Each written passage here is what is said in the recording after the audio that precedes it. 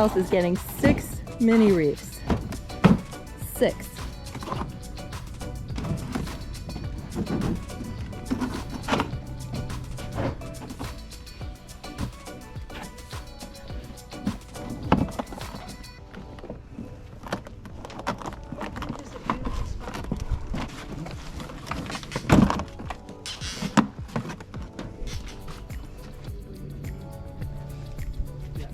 So this is our installation of a mini reef.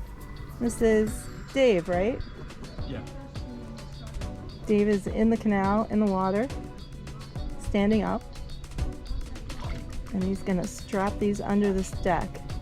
They'll be out of sight, out of mind, and they won't interrupt any boat flow.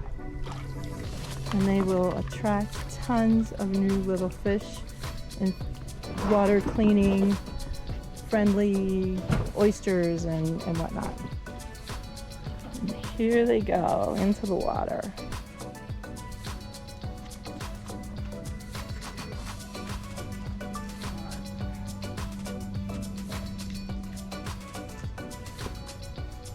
And that's it.